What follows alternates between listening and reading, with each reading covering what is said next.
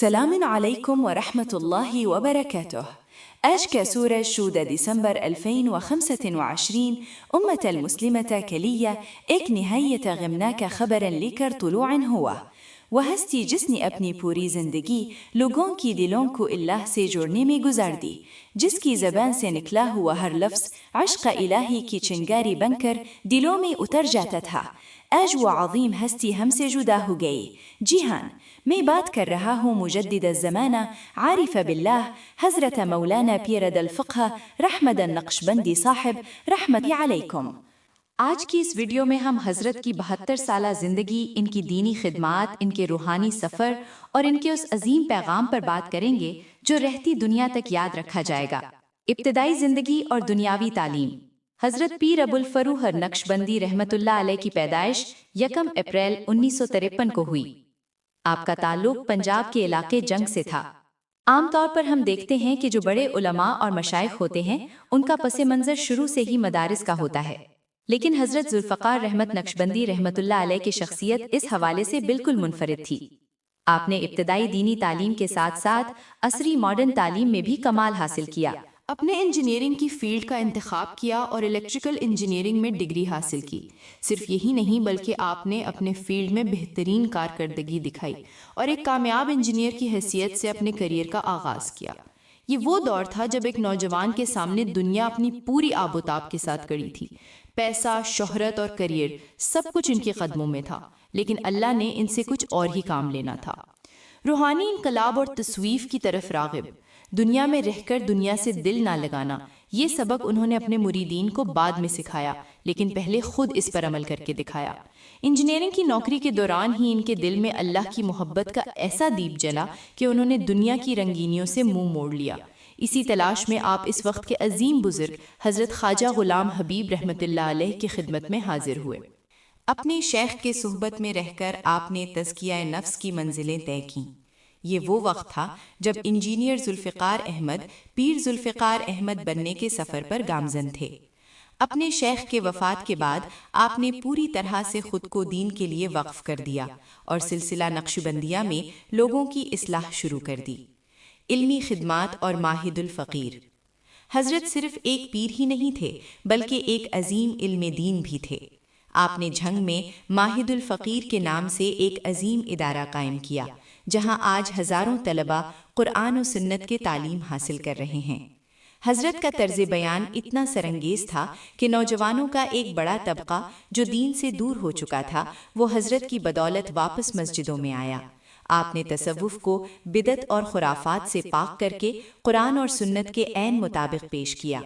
آپ نے سمجھایا کہ تصوف کوئی الگ چیز نہیں بلکہ دین کی روح اور احسان کا نام ہے، عالمی اثرات اور سفر ہی ہیں۔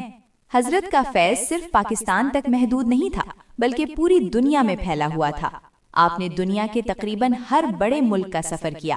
امریکہ، یورپ، افریقہ اور ایشیا کے مختلف ممالک میں آپ نے اسفار کیے۔ خاص طور پر 2011 میں حضرت نے انڈیا، بھارت کا ایک یادگار سفر کیا۔ وہاں حیدرآباد دکن میں عید کا بلالی منصب، ٹنگل گوڑا اور چنچل گوڑا جونیئر کالج میں آپ کے بڑے اجتماعات منعقد ہوئے۔ ان پروگرامز میں ہزاروں کی تعداد میں لوگوں نے شرکت کی اور آپ کے بیان سے مستفید ہوئے۔ اسی سفر کے دوران آپ نے دیوبند کے عظیم درسگاہوں کا بھی دورہ کیا۔ آپ نے دارالعلوم دیوبند کی مسجد رشید اور دارالعلوم وقف دیوبند میں علماء اور طلباء سے خطاب کیا۔ سرحد کے اس پار بھی لوگوں نے آپ کو جس محبت سے سنا وہ اس بات کا ثبوت تھا کہ دلوں کی حکومت بارڈرز کے محتاج نہیں ہوتی۔ حضرت کی شخصیت کے بارے میں دارالعلوم دیوبند کے دارالافتاء سے جب سوال کیا گیا تو انہوں نے واضح الفاظ میں کہا کہ ذوالفقار احمد نقشبندی سلسلہ نقشبندیہ کے معتبر بزرگ ہیں اور اکابر دیوبند کے مسلک پر ہیں۔ یہ سند آپ کی علمی اور روحانی حیثیت کو واضح کرنے کے لیے کافی ہے۔ تصنیفات اور 500 بااثر مسلمان۔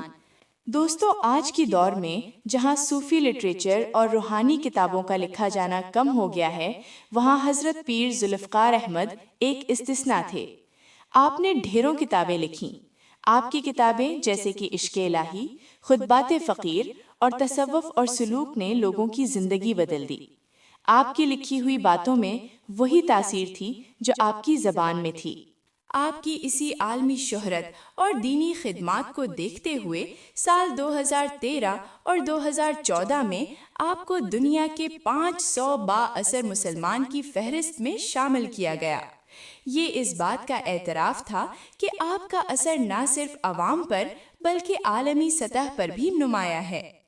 ختم نبوت پر دو ٹوک موقف حضرت پیر ذوالفقار رحمت النقشبندی رحمت اللہ علیہ جہاں دیدہ اور شفقت کرنے والے بزرگ تھے، وہی دین کے بنیادی عقائد پر چٹان کی طرح مضبوط بھی تھے۔ دسمبر 2018 میں آپ نے ختم نبوت کے مسئلے پر نہایت دو ٹوک بیان دیا۔ آپ نے واضح کیا کہ عقیدہ ختم نبوت کے خلاف سازش مسلمانوں کے لیے شدید تشویش کا باعث ہے۔ آپ نے حکومت اور مقتدر حلقوں سے طالبہ کیا کہ قادیانیوں اور احمدیوں کو ملک کی قانون کا پابند بنایا جائے اور انہیں کلیدی عہدوں سے ہٹایا جائے تاکہ ملک کی نظریاتی سرحدوں کی حفاظت ہو سکے۔ آپ کی یہ غیرت ایمانی تھی جو آپ کو باطل کے سامنے خاموش نہیں رہنے دیتی تھی۔ طریقہ ذکر اور اصلاح۔ حضرت کی مجالس میں جو چیز سب سے زیادہ دل کو چھو لینے والی ہوتی تھی وہ ان کا ذکر کا انداز تھا۔ جب اللہ ہو کی ضرب لگتی تھی تو پتھر دل بھی پگھل جاتے تھے۔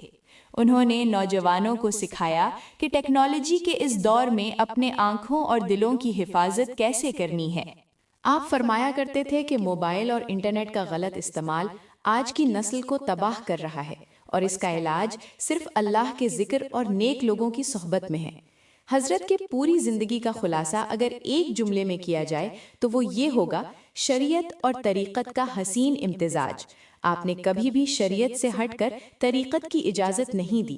آپ ہمیشہ فرماتے تھے کہ جو چیز سنت کے خلاف ہے وہ راستہ اللہ تک نہیں لے جا سکتا۔ اور پھر وہ وقت آ ہی گیا جس کا ذائقہ ہر نفس کو چکھنا ہے۔ 14 دسمبر 2025 کی صبح 72 برس کی عمر میں یہ آفتاب رشد و ہدایت ہمیشہ کے لیے غروب ہو گیا۔ حضرت پیروز الفقہ رحمت نقشبندی رحمت اللہ علیہ اپنے پیچھے لاکھوں مریدین، ہزاروں علماء اور درجنوں کتابوں کا ایک عظیم سرمایہ چھوڑ رہے۔ ان کی وفات سے جو خلا پیدا ہوا ہے شاید وہ صدیوں تک پر نہ ہو سکے، لیکن ان کا لگایا ہوا ماہد الفقیر کا پودا اور ان کے سلسلے کے ذریعے جلائی گئی شمع انشاءاللہ قیامت تک روشن رہیں گی۔ اللہ تعالیٰ سے دعا ہے کہ وہ حضرت کی قبر کو نور سے بھر دے، ان کے درجات کو بلند فرمائے اور ہم سب کو ان کے نقش قدم پر چلتے ہوئے اپنی زندگیاں قرآن و سنت کے مطابق گزارنے کی توفیق عطا فرمائے۔ آپ سب سے گزارش ہے کہ حضرت کی بھی ایصال ثواب کریں اور کمنٹ سیکشن میں اپنے دکھ کا اظہار ضرور کریں۔ والسلام۔